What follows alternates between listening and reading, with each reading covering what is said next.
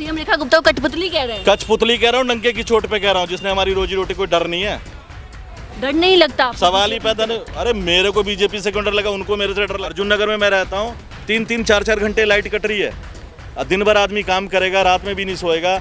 और इससे पहले जो केजरीवाल था, कभी लाइट नहीं कट। केजरीवाल एक ही बात कहा, कह रहा भाई तुम मुझे वोट दो ना दो, तुम कहते ना घर घर मोदी हर हर मोदी, तुम दो बीजेपी को वोट, लेकिन 3 महीने में तुम्हें पता चल जाएगा।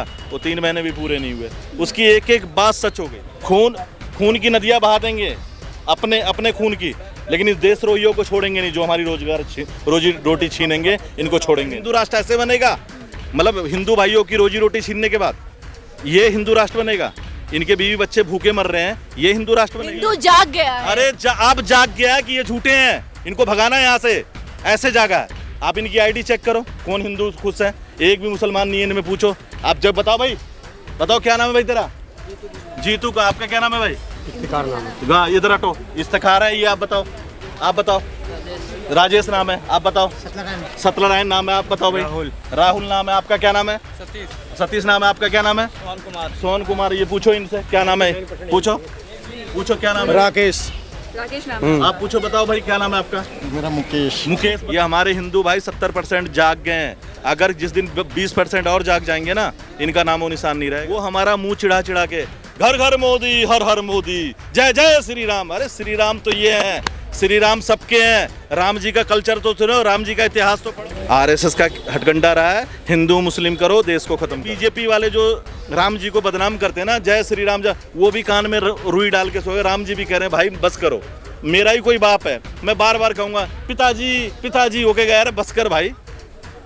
राम जी भी दुखी हैं। नमस्कार, स्वागत है आपका मेरे चैनल पर। मैं आपके साथ निशा झा इस वक्त सरोजनी मार्केट में मौजूद हूं। जैसा कि आप लोग देख रहे हैं, लगातार दिल्ली में कई इलाकों में बुलडोज़र चल रहा है, बुलडोज़र कार्रवाई चल रही है। अभी आज वजीराबाद विधानसभा क्षेत्र में भी कई लोगों के मकान को ध्वस्त किया गया। साथ ही साथ कल मद्रासी कैंप में भी आपने देखा होगा, तमाम लोगों की झुग्गियों को उजाड़ा गया है। तो जब से दिल्ली में बीजेपी सरकार आई है, सीएम रेखा गुप्ता ने मुख्यमंत्री पद की शपथ ली है, उसके बाद से 3 महीने में लगातार झुग्गियों को उजाड़ा जा रहा है, मकानों को उजाड़ा जा रहा है।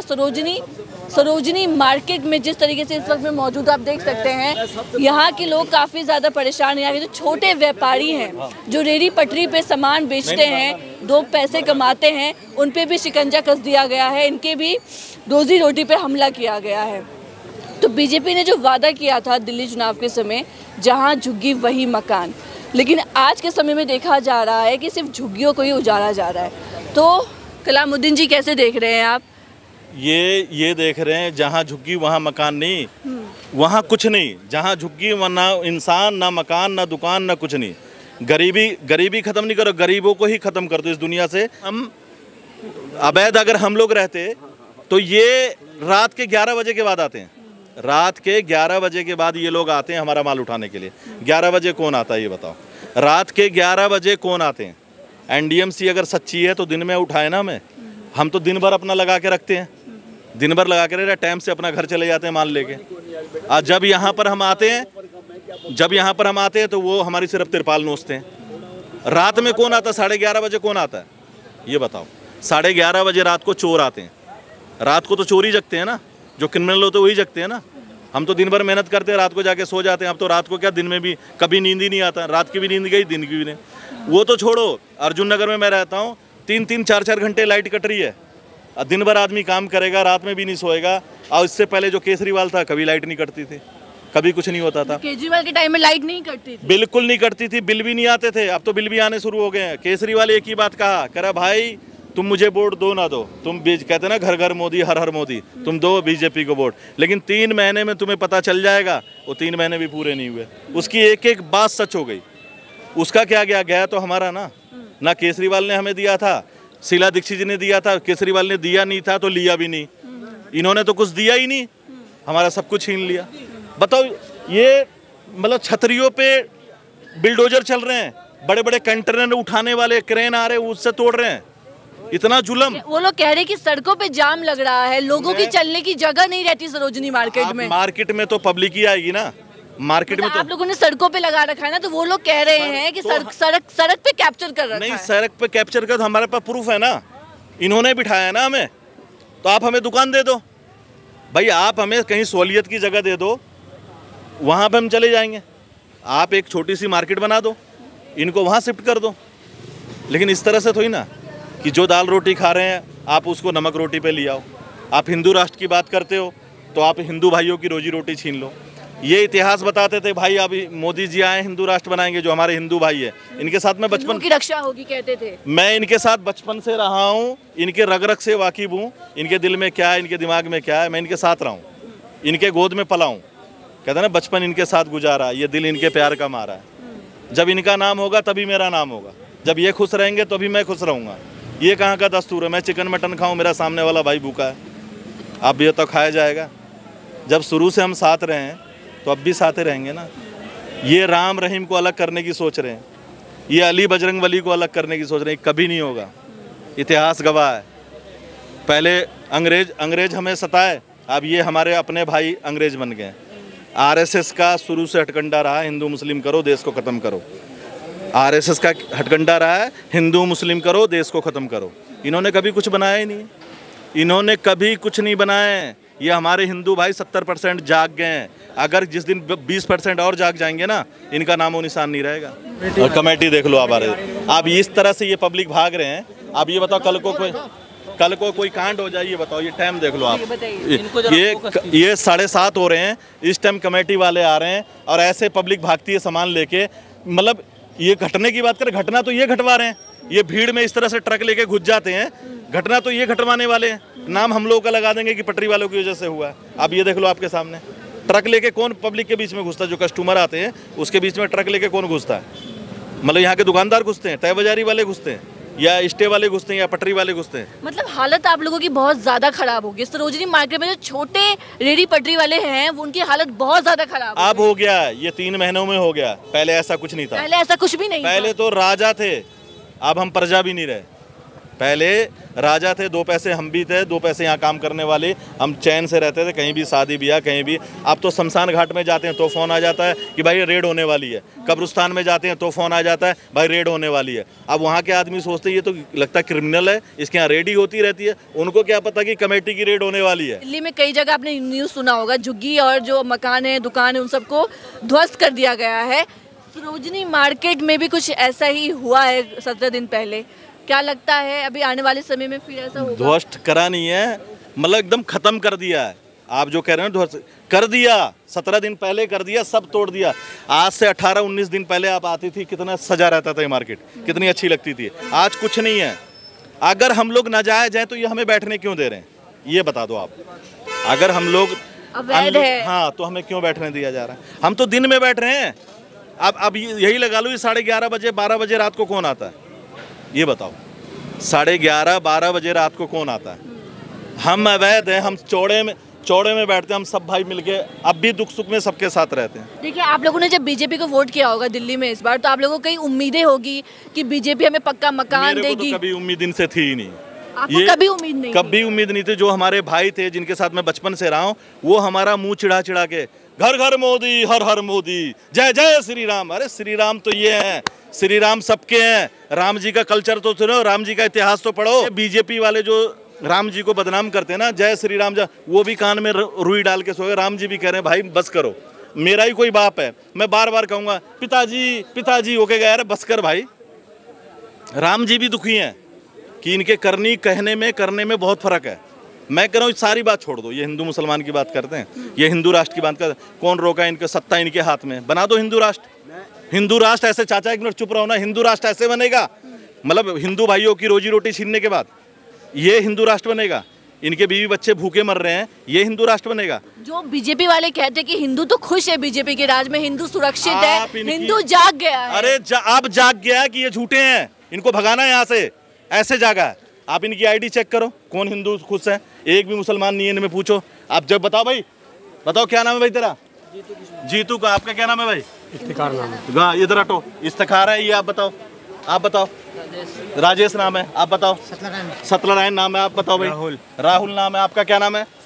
सतीश नाम है, आपका क्या नाम है? सोहन कुमार। ये पूछो इनसे क्या नाम है, पूछो क्या नाम है? राकेश नाम। आप गरीब आदमी की रोजी रोटी छीनी जाएगी तो अगला नेचुरली बोलेगा ही बोलेगा। और आज से नहीं, मैं 35-40 साल से हम लोग यहाँ पर बैठे हुए हैं। सरोजनी मार्केट हाँ, में। सरोजनी नगर मार्केट। यानी मैं यहाँ पर 11 साल की उम्र से आया था, आज 60 साल की उम्र हो गई है मेरी। 11 साल की उम्र में हाँ, यहाँ पर आया था।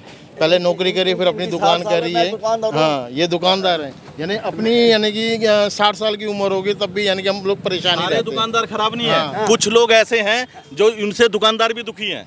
मैं भी हिंदू दुकानदार हूँ। हाँ, आप भी दुकानदार। हाँ, मुझे भी ये अच्छा नहीं लग रहा। आपको अच्छा नहीं लग रहा कि रेहड़ी पटरी वालों को हटाया जा रहा है? ना मैं बेचारे भाई, किसी की नहीं मारनी, लात नहीं मारनी चाहिए किसी की भी। सब पटरी से ही तो सब दुकानें हैं तो, क्योंकि पटरी पे कस्टमर आएगा तो नेचुरली दुकानों पे भी जाएगा।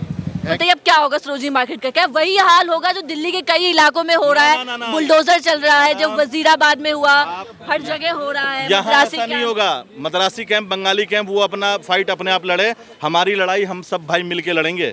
ये मार्केट में ऐसा नहीं होने देंगे। ये मार्केट का एक बंदा यहाँ से नहीं जाएगा, ना पटरी वाला, ना तय बाजारी वाला, ना स्टे वाला। बात तो तमाम झुग्गी वाले भी कह रहे थे हम नहीं जाएंगे, लेकिन आज वही हाल हुआ उनका भी। सुनो ना, उनकी झुग्गी वालों की अलग सोच है, हम नहीं कहते वो खराब।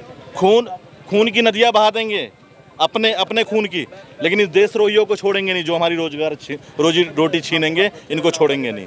ये कह रहे थे, अब हिंदू भाई भी हमारे साथ हो गए। पहले तो ये लोग 50-50 थे, अब सब एकजुट हो गए हैं कि इन्होंने हिंदू राष्ट्र हमें ठगा है। मेरे से कहा कलामुद्दीन तुम आगे बोलो, हम तुम्हारे साथ हैं। बेटा हमारे आपको डर नहीं लगता? आप इतना बेखौफ हो के आप बोलते हैं, अब बीजेपी के लीडर्स को आप चुनौती देते हैं, प्रवेश वर्मा को देते हैं, डर नहीं लगता कभी? डर इसलिए नहीं लगता, मैं चिकन मटन ज़्यादा खाता हूँ।